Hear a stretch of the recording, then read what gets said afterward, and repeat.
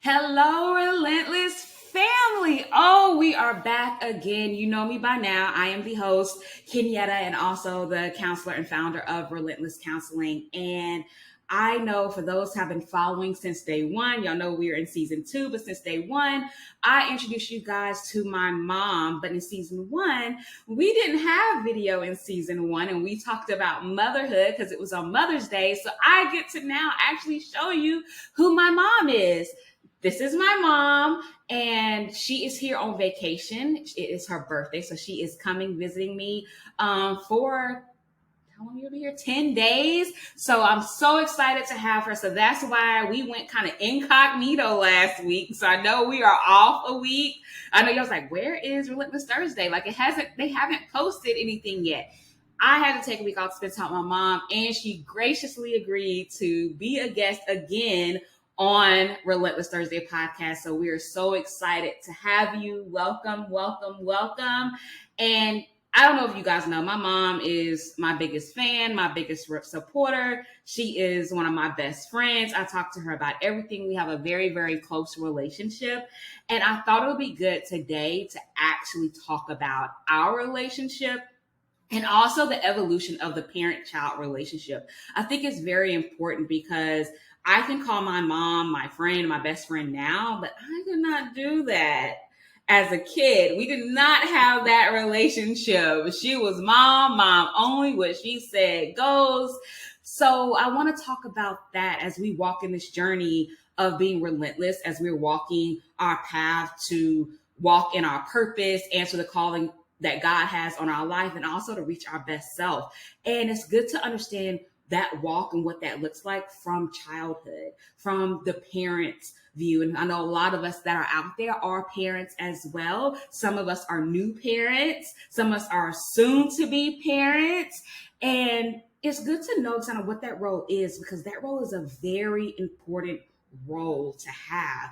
You are actually the blueprint, the footprint into that child of how that child is going to be when they become adults. So that is what we're talking about today. So my mom is going to be here to talk about, because I'm not a parent. I am nobody's mom other than my plant Malachi. That's the only mother I am to, and he's self-sufficient. He takes care of himself. Even he has his little water bowl. I don't have to do nothing but talk to him and tell him I love him. So that's the only thing I know about being a parent.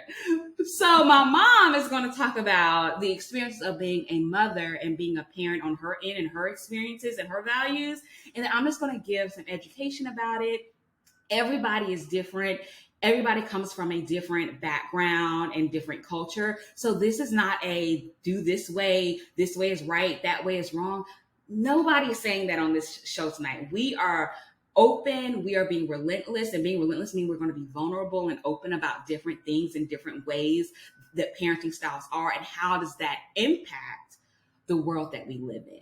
Because it's very important for us to know that, because parenting and parents are critical, especially now in our society and our generation and what's happening. Our hearts and prayers go out to all the families, victims, and children of Nashville, the school in Nashville, that shooting. And it's important that we instill so many values and protection and safety around our children. And that comes from the parents. Not really anyone can give that to us, but our parents are the caregivers that are connected to us, because it comes from the parenting. And so that's what we're going to talk about today. I'm so excited. So glad you are here.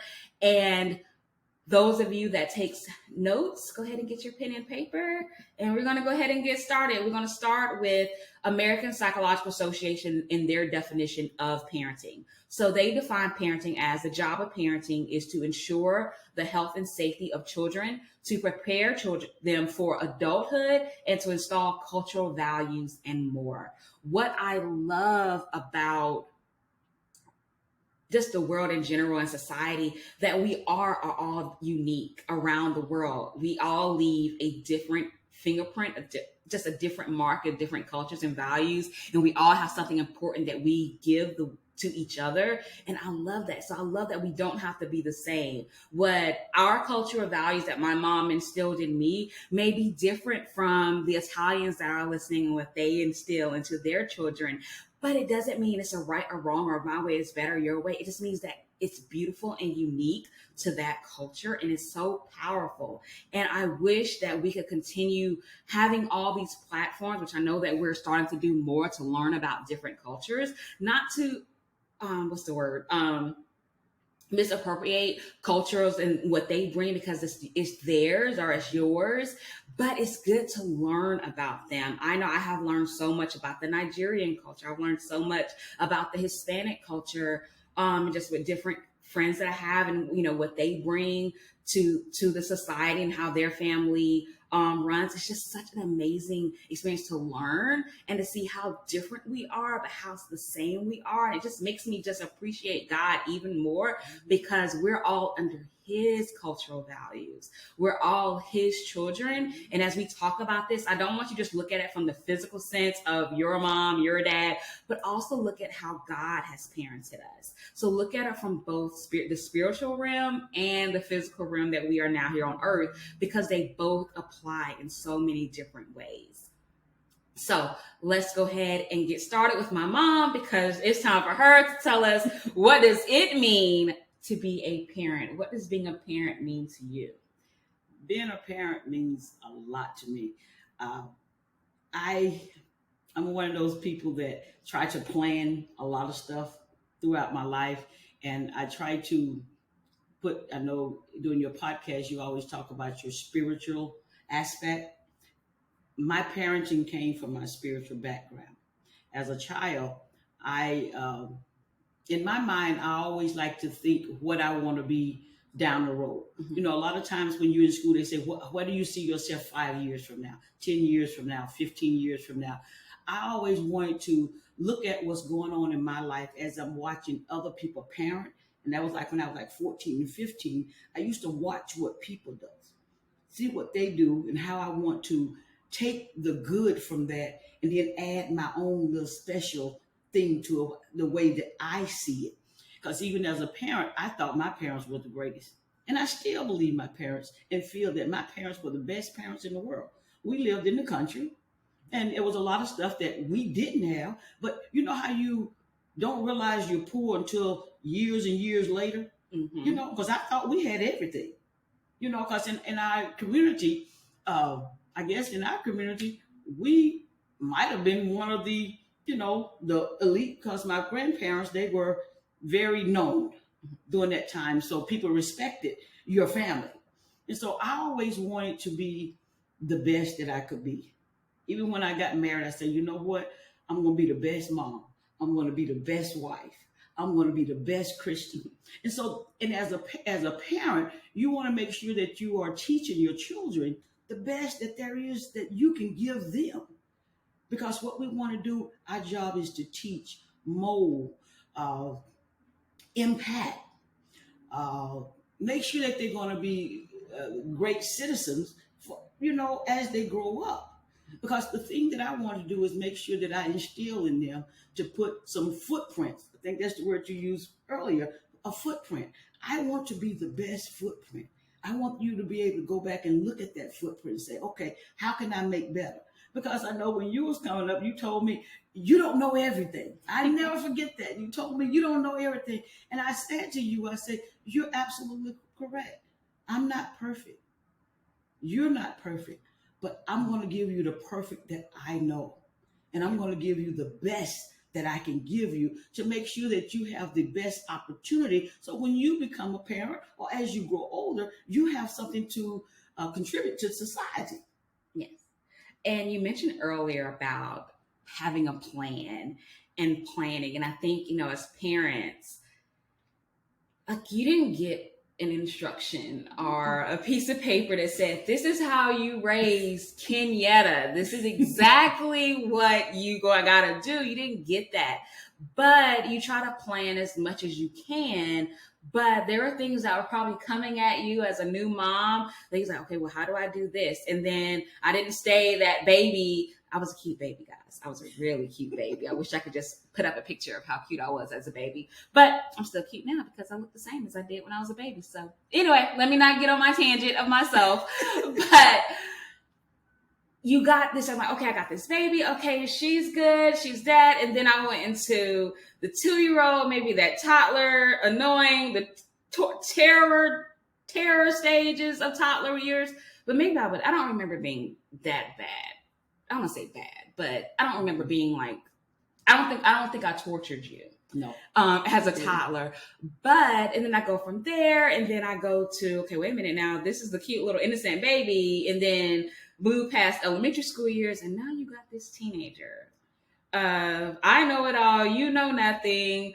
I can do this, I can do that, guys. And we'll talk about my teenage years with my mom a little later, because when they say there's a rebellious phase, there is a rebellious phase in teenage years. And I don't think anyone can avoid it, no matter how mellow mannered or mellow tempered your kid is. They're going to test the waters. That's natural. That's just what they do. That's part of their developmental stages in life. And speaking of developmental stages, there are 6 stages when it comes to parenting. The first stage is the image making stage. That is, you are making the baby in your belly. You were pregnant. So that's that stage. The second stage is the nurturing stage. This nurturing stage happens from birth to between about 18 to 24 months. The nurturing stage is, I can do absolutely nothing by myself. I cry maybe because I need my diaper changed. I cry because maybe I'm hungry, or I cry maybe because I need to be soothed. I watched this this video the other day, and it talked about, and I talk to you guys about this all the time, or if I don't talk to you guys, I talk to about my kiddos when I'm at work. But our brain loves habits. It loves a routine. Once it gets that routine, it's like, boom, this is what I want to do. This is what I know. I naturally go toward it. Guess when that starts? That do not start when you're an adult. That do not start when you start talking or walking. It starts right there as a newborn. So, and what this video showed is that it only takes 3 times in a row for a baby to recognize that this is a routine. So if you, let's just say example, you're feeding your baby and you got the bottle, or you breastfeeding, and you do that. And then after that, you hold the baby, burp, and you hold the baby till it go to sleep. Do that 3 times in a row. Your baby's not going to want to sleep if you put it down right after you burp them.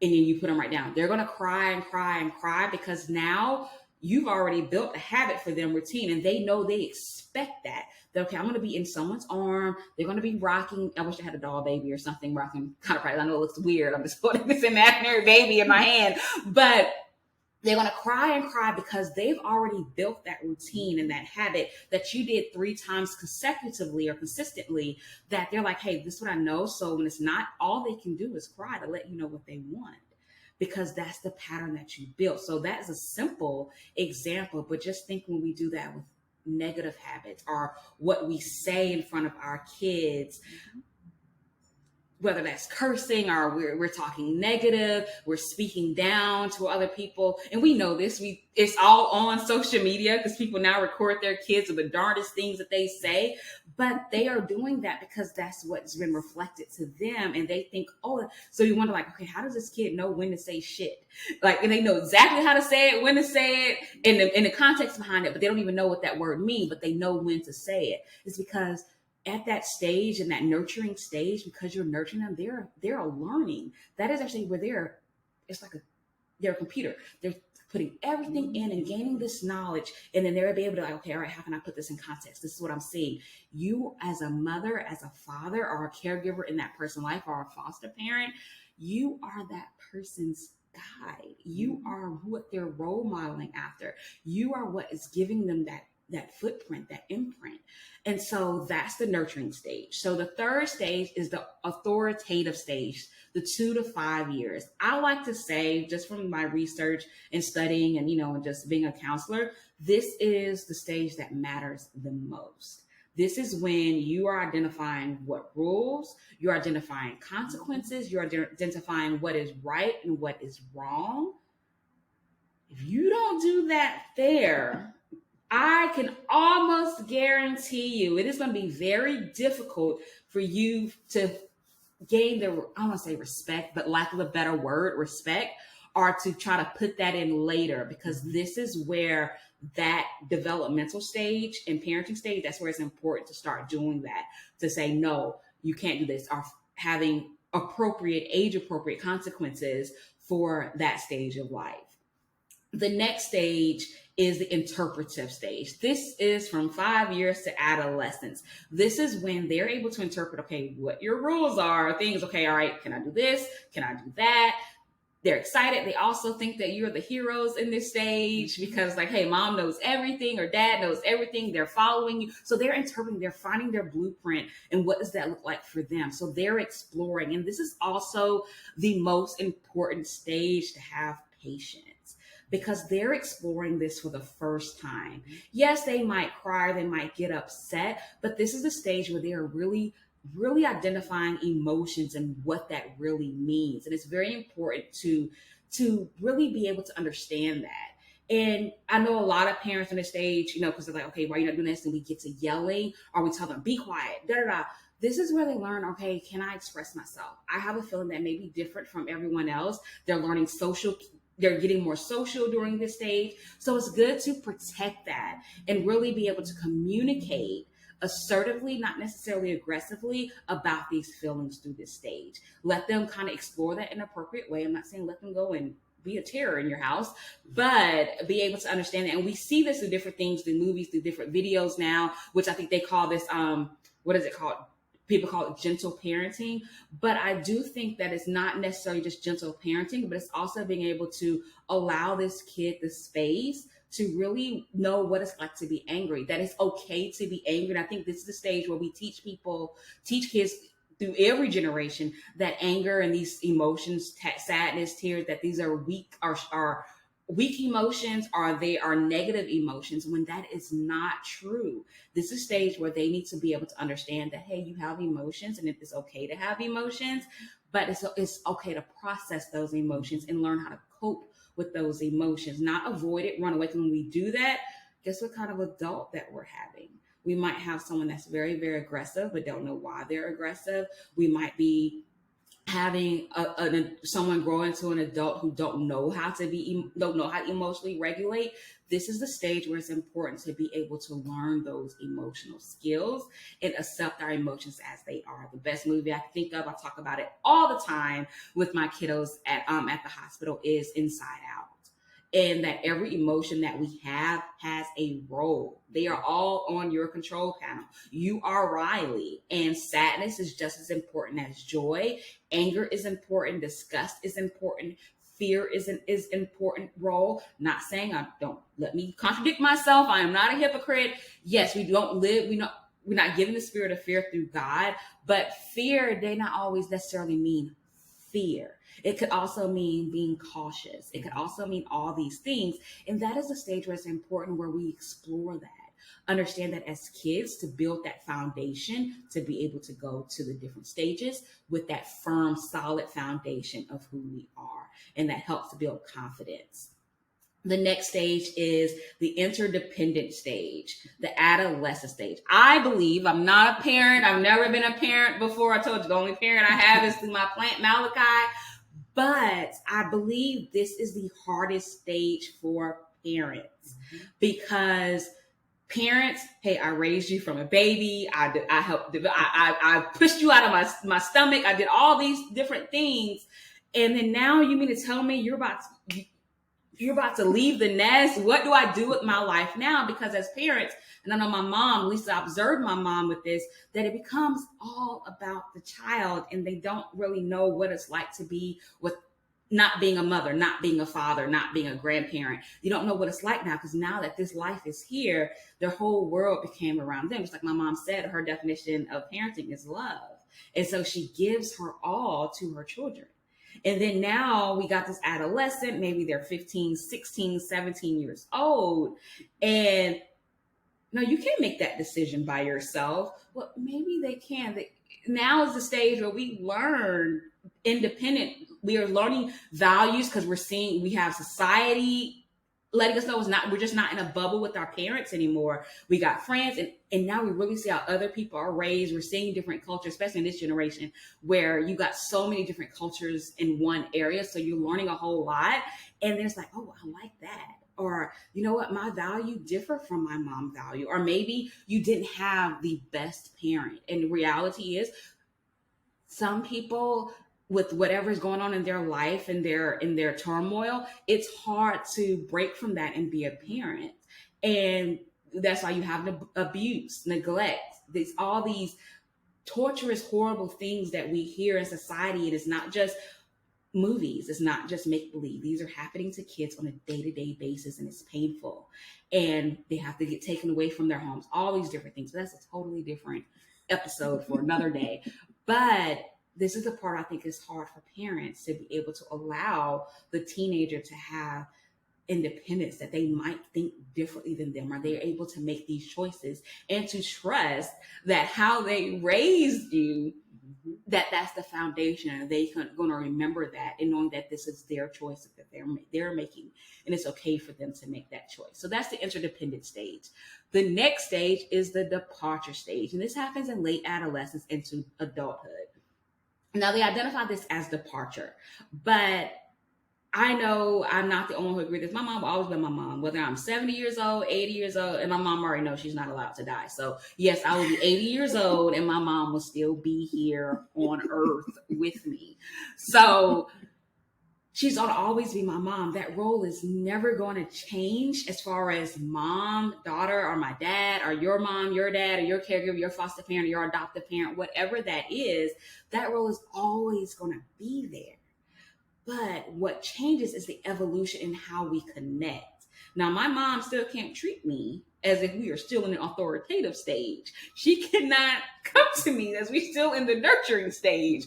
That's not going to work. It's always going to be a clash. And that's why, that, and I'm not going to talk about it in details on this episode because I didn't really do a lot of research on it, but we talk about the helicopter parent, these things. I believe when we have those type of parents, they are stuck in one of the other 6 stages that is causing them to really feel like, okay, I got to hold on. But when you're holding on, you're also enabling. You're also becoming a detriment to your child, because they're not going to be able to really survive and thrive in the world around them. That's why you have, people who are very, very strict, and we'll talk about the different 4 parenting styles in a little bit.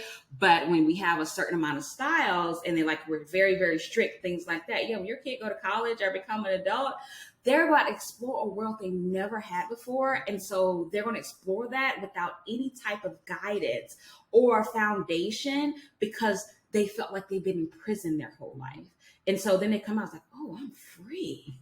Oh, what's that? And then they get too free. And then things maybe sometimes, not always, but sometimes maybe become a detriment. And now they're making these choices and decisions that is not as healthy to maintain a healthy mental well-being and all around, physical, socially, all those things. So those are the 6 stages of parenting. So Mom, my question to you is, what do you feel is your responsibility of parenting through the different stages? Well, as you were speaking, when you was talking about the different stages, I'm like, wow, I didn't realize all those stages, because I just did what I saw my mom do, and it was natural. Now you all have all of these books that tell you how to parent and all of that. Man, please, I ain't even eating no book. It's an instinct. You know what I'm saying? It's an instinct, and it's the way you were raised. And my mom, I wouldn't say my mom and dad was strict. They gave us opportunities, but we as children, we knew our place. And I think that's the biggest thing that happened in parenting. Parents haven't put kids in their place to know what is my role. Kids don't know their role because they think they're supposed, a lot of times parents in their situation, that child has to be a parent. Because a lot of times those 2 parents, or if there's only one parent in the household, they having to cook. They having to take the role of a parent.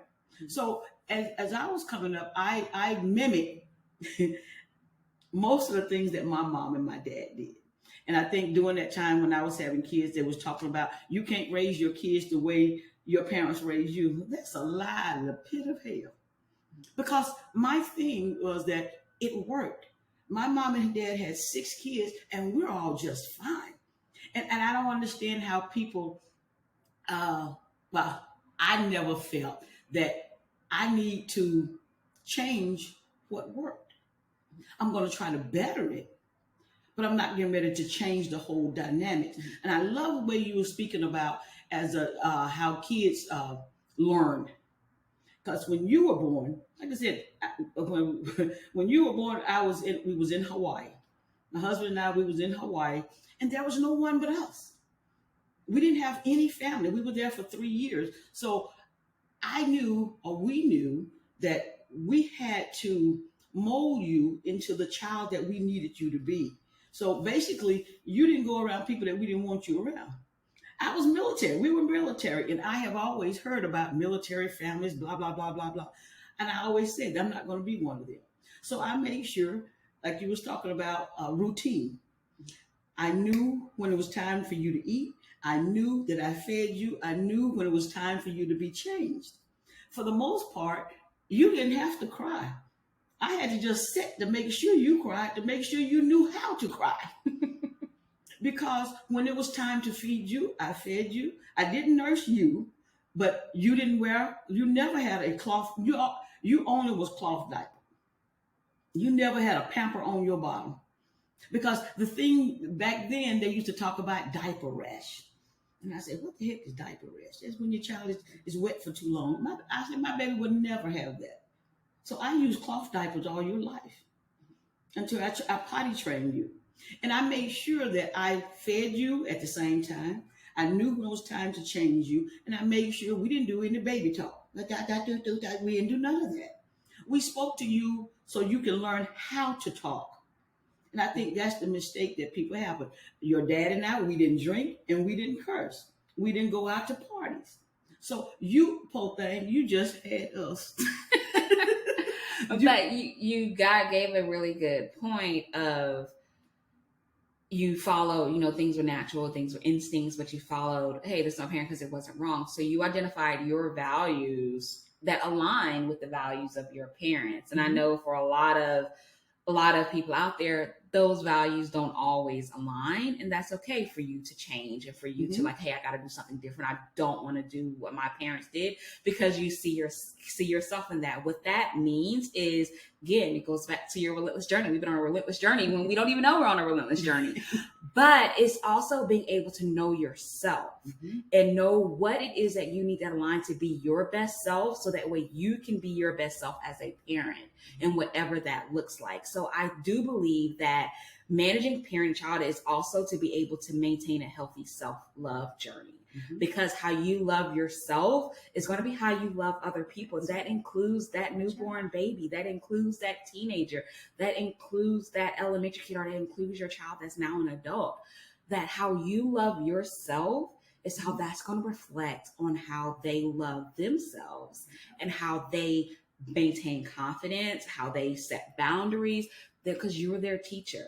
And in order for you to be a teacher, you got to take care of yourself first. You have to be able to continue that self-love journey, even when you're having to be responsible for another human being. And that can go how you parent, that can go for relationships, that can go in any area of our life, but you have to be able to maintain that. Your children, your partner is not the most important person in your life. You are still the most important person in your life, because if you can't take care of yourself, then you cannot take care of anyone else that you're responsible for, because God did not give you that child. That's not your child. My mom is my mom, but I am not her child. I've never was her child. I have always been God's child, and God assigned her to me and be like, this is your responsibility.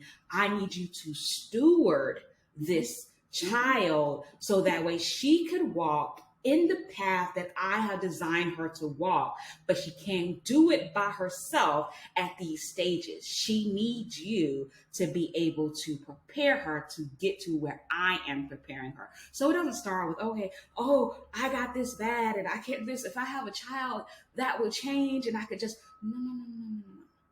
It's not going to change just because you have a child. It changes when you align yourself to your best self, to your self-love, and align yourself to your higher power to be able to be the best mother, to be that. My mom knows I love her. I will always love her. But I am not going to fill a void for her. That's not my role to fill that void. That is God's role, because that's where he's supposed to be. And so learning those things, and that's how we really work on being effective parents, is being able, or an effective children. That is how we're able to do this, is when we put our needs, make sure our needs are taken care of. Because if we know what our needs are, we're going to make sure this child has their needs. And I know every I'm not going to say every parent, but majority of parents, they will sacrifice there's nothing they won't do for their child. And I love that about parents. It's something I think that God just places in a mother and a father, and that's there, and they won't do anything. They won't do nothing less than make sure that child is safe. Regardless, that mean they got to go to prison for this child. That mean they got to die for this child. They will do that. And I think that's just a natural, beautiful instinct that God gives, because it's a sacrifice, because we're aligned and we want to be like him. God sacrificed himself for us. Jesus came down, took himself out of glory to save us when we were not deserving. And so when we look at parenthood and what parenthood is modeling, it's modeling the role of God. We are walking Jesus' journey, especially for those of us that are Christians. That literally means being Christ-like. What is being Christ-like? God was a parent. Jesus came down as a parent and said, hey, I'm going to serve. My mother technically served me because she had to take care of me during those stages. She had to steward. And so that is her role. Then she's doing the sacrifices. And I've noticed, I like to say it's funny when these different things. So when I see the little videos on social media, I laugh. I can't think of one that I saw, but it was like, isn't that what you're supposed to do? And I was like, yes, like we can't put that burden on the child of, didn't I feed you? That's what I didn't ask to be born. That's what you're supposed to do. But the role of the parent through these stages and what's constantly happening to transform, to develop and maintain a solid foundation for mental well-being, our psychological walk, physical and social needs, is really boils down to 4 things that goes through each stage. That's care, consistency, choices, and consequences. And that goes throughout every single stage of parenting. This is part of the responsibility, that this is your job to make sure that you're caring, make sure it's consistent, make sure that there are choices, and with those choices there are consequences. And a lot of times when we think of consequences, we think consequences are just bad consequences. There are good consequences too, but we just don't focus on those. And that's a whole nother episode. I think I got two other episodes now that I think I want to talk about later on.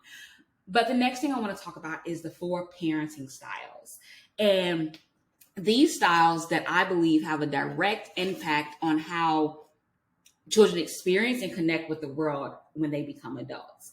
The first is going to be permissive style. This permissive style that parents use really is child-driven. It rarely enforces rules. It overindulges the child to avoid conflict. I see this type of style all the time. You guys see this type of style all the time as well. When you're in the grocery stores, things like that, or when things don't go the way that there's no consequences, the parent just quickly just gives it just to avoid the conflict, kind of like they're scared of their 3-year-old, 4-year-old. They're scared of the consequences. Yeah, so things like that. So that is permissive.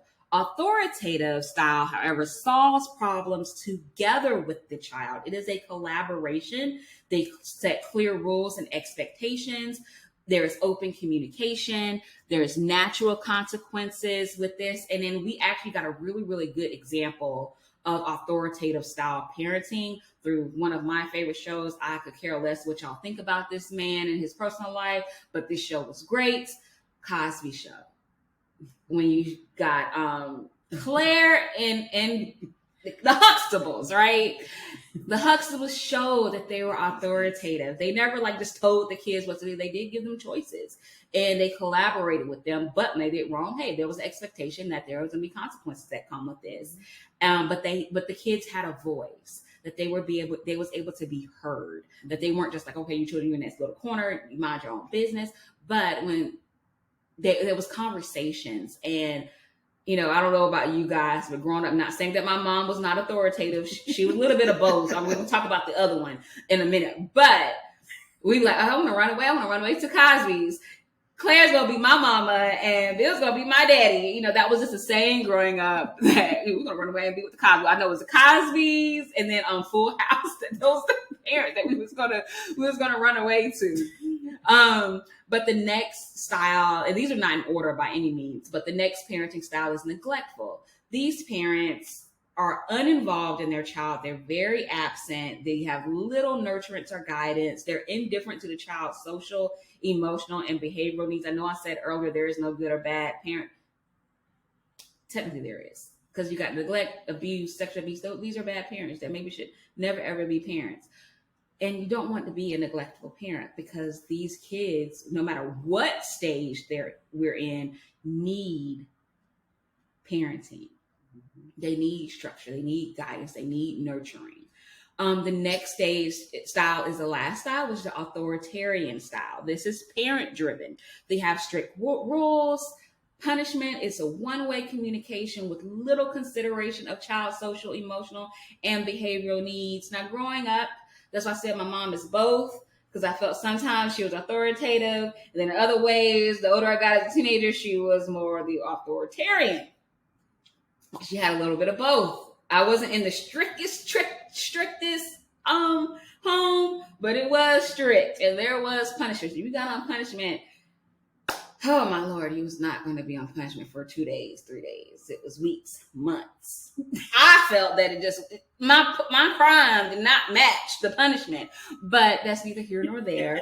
But I say sometimes you're both, and sometimes you'll get a little bit of all styles, depending on the context, depending on what your parent has gone through, and they're, if they've gone through trauma, you're going to get this. And what my mom said earlier about, hey, did she match how our parents are? And then sometimes what we're doing, we see neglective parenting or authoritarian parenting styles are permissive.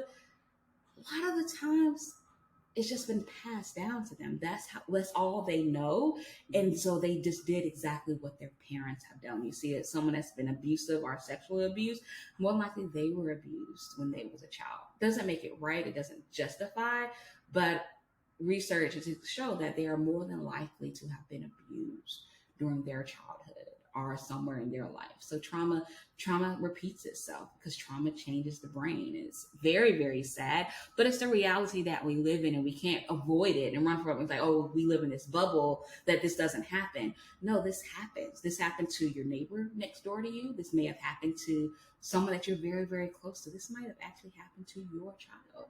And so it's good not to run away from it. Sometimes we got to be relentless. We got to be vulnerable and open and face it, and learn how to heal from it. Take it to God, heal, go to therapy, all these different things to be able to heal from it. So these are the style, and this is parenting. So this is our crash course, 101 course on parenting. But our parenting relationship does evolve. And what I love about my mom and I relationship is that it has evolved over the years. Teenage year, I wasn't a bad teenager at all. My mom cannot say I was a bad teenager. I wasn't. I was very, very a goody two-shoe teenager. I just didn't like cleaning up. And I had, things that I just want to do on my own time, things of that nature. But my mom would not allow that. But there are times when I know my mom has said it before, and, it may come back up later on, and we talk about different things about childhood. And I know my main thing was like, Mom, you don't listen to me. You never listen when I talk. I don't feel heard. And so that was, I think, for me, that was our struggle during the high school years, teenage years, that I just didn't feel heard. It was my mom, what she wanted, how she wanted to do it. I didn't really have a choice in high school of a lot of things.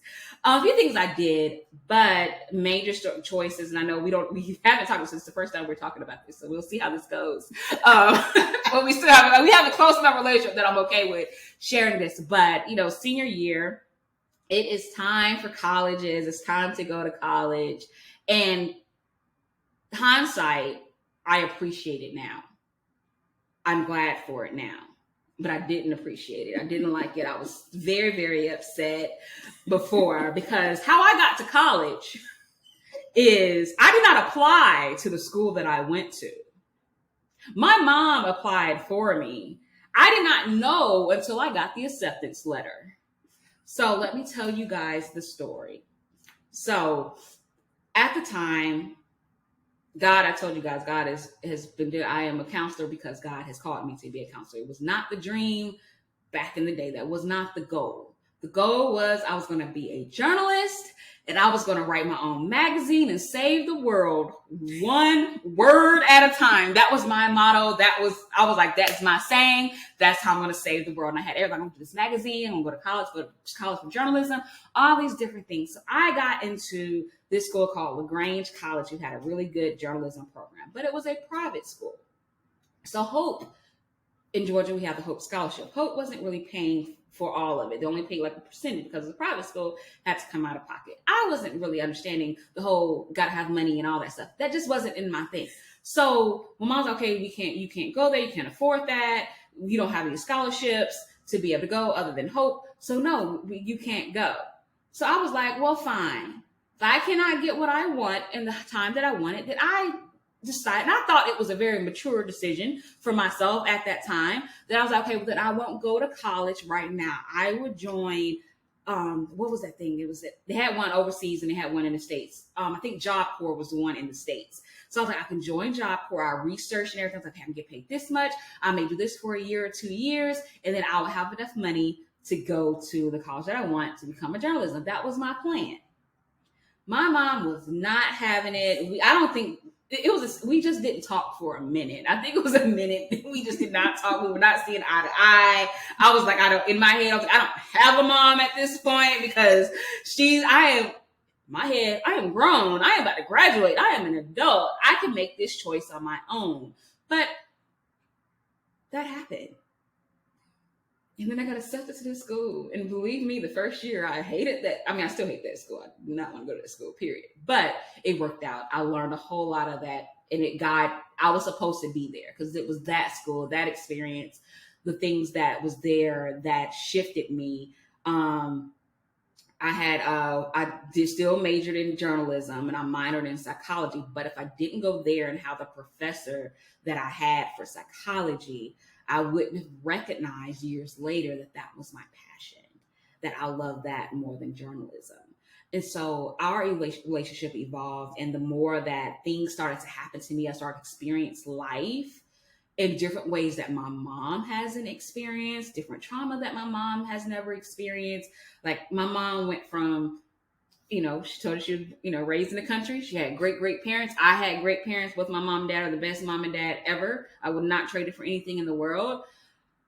But she went straight from my mom. Can I say this? Can I say that you were okay? My mom was a virgin when she got married. So she went from, and my mom has always been a caregiver. She's always take care of her family or someone in her family. And so she went from there, went to college, found my dad, dated my dad.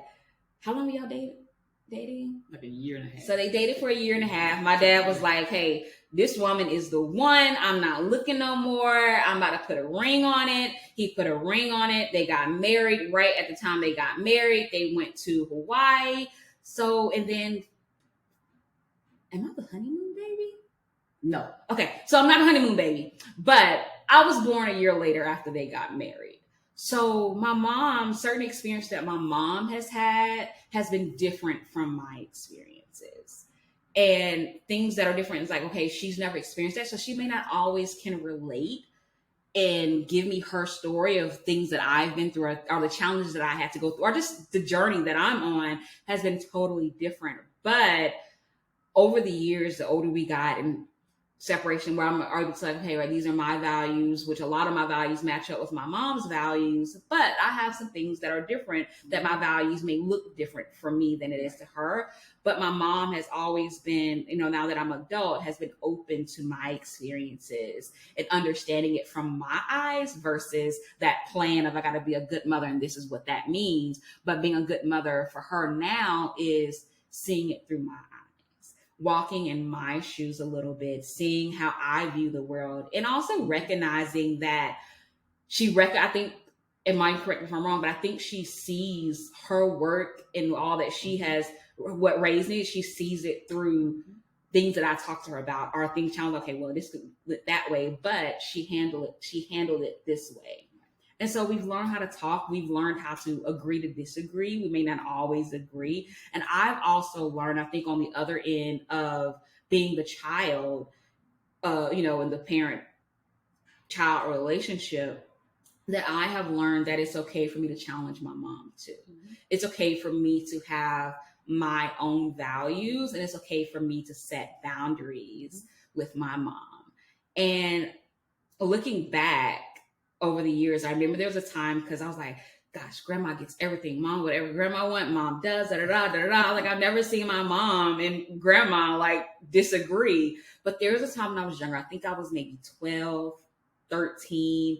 I don't know. I may was younger. I can't remember exactly how old I was, but we was in the car. My mom was picking up my grandma from a friend's house or somewhere.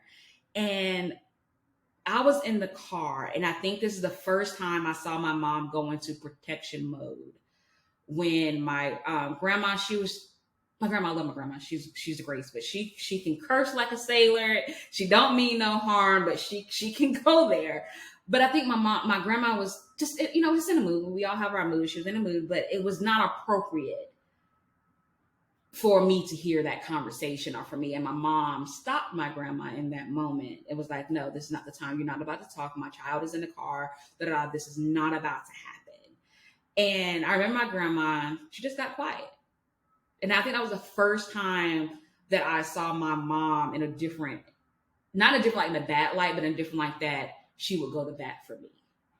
And that even if it's her mom, someone that, my mom has always taught us respect your elders and respect. And it wasn't that she was disrespecting my grandmother, but I looked at her in a way that, okay, she was making sure that I was okay. Even if I had no clue what they were talking about, she was like, hey, this is what you're not going to do. You can be mad at me, but my child comes first, even in our parent-daughter relationship. And so that was thing that I learned. So I see my mom now as an adult different than I did as a child. That I realized that, okay, my mom's human. My mom gets upset too. My mom, she goes through different things too. My mom dates. She talks about different things. She talks about sex. She talks about weird things. So my mom knows that she's going to be on my podcast. I get relentless, and we open, and there's no shame. And I don't want her to ever feel that there's shame, but I'm going to tell this story. She'll be mad at me later. So maybe I shouldn't. No, I'm not going to say it. Never mind.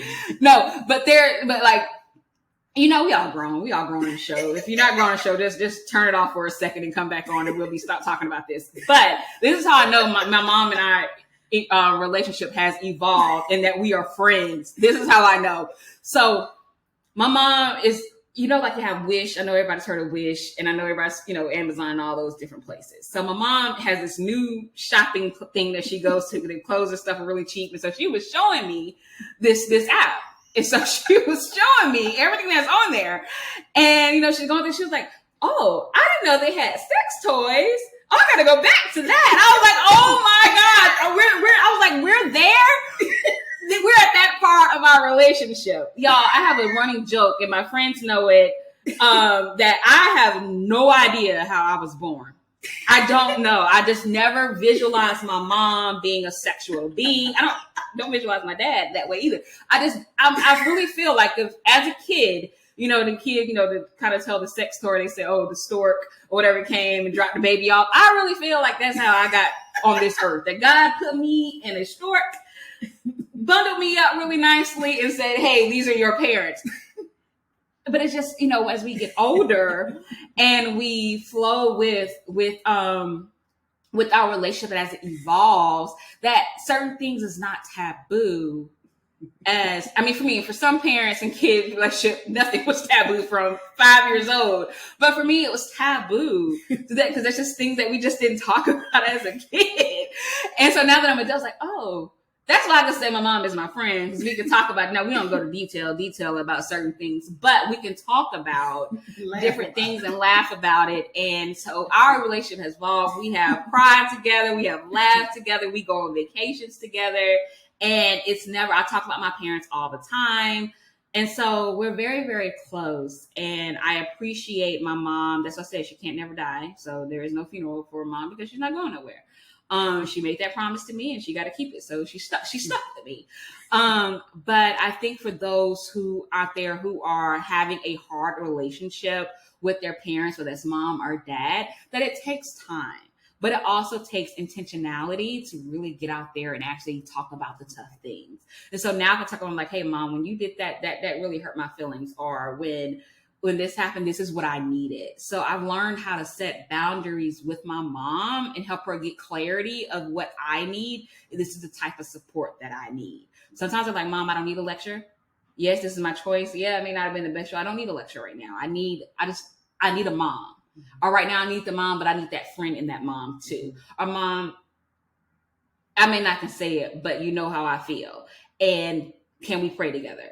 And so those are things that I think that when you evolve in your parent child, is just recognizing that we are both human beings on a relentless journey. And I see my mom, like, she has her own things that that's challenging for her. And it's not about me. When I was 4, 5, 6 years old, yeah, it was all about me. But as an adult, I recognize that it's not about me anymore.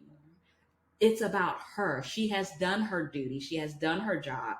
And I have to let that relationship evolve. If I don't, then it's going to be a separation in our relationship. And it's going to have this little tiny tear that's going to just continue to get bigger and bigger. And I don't want that. So it's always something that you work on. It's just like any type of other relationship. Your parent and child relationship is the same way. It has to be worked on. You have to continue to develop it. It has to evolve. If it don't, you're both going to feel stuck. And you don't want to feel stuck. My mom is my best friend. She's my twin. Whatever she needs, I am there for her. I know that, she, when she gets older, I'm not putting her in a nursing home. Me and my sisters talked about that. But I was like, if she got to come live with me, she come to Texas. That's the thing. We're not moving to Alabama. We're not moving back to Georgia. She just have to come with me to Texas. But I love my mom. It's always an honor to have her here, and then also to be able to bless us with her knowledge and experiences on the podcast. So thank you, Mom, for coming. I appreciate it. Thank you very much. Thank you for everything. It has been a blessing, and the biggest thing as parents, listen to your children, because you will learn something and they will learn something as well. It's all about respect. When they're young, that's your job. You are the parent. Parents, stop giving up your right to be a parent. Don't let your kids parent you until you become old. Because the Bible says you're once an adult, but you're twice a child. Because you will be a child to your kids if you live long enough. But be respectful. And just like Kieta said earlier, teach your kid, train them. Not train them like a dog, but teach them, give them the nurturing, give them the things that they need to be respectful adults. Look back sometime and see where you come from. And then you can see where you're going. But plan, talk. If you want to have a child, talk about it. And if you have a child that's earlier, talk about that as well. They have books now for you all. I didn't have no book. I didn't need a book, because a lot of times you got to go from your heart. What is your heart saying to you? Love yourself and love that child. When my kids was little, I used to tell my husband, they come first. They will always come first until they become adults. You will go on the back burner. I told him, I said, put me on the back burner, because God gave us these kids. They didn't ask to be here. That's our job. Love them. Well, all right, guys. Thank you for joining us once again on my favorite day, which is Thursday. I love Thursdays. Remember to share, subscribe, and give us a note, give us a rating. Let us know how you enjoy this topic. Talk about your parents as well and how your relationship is with your parents. We would love to hear from you.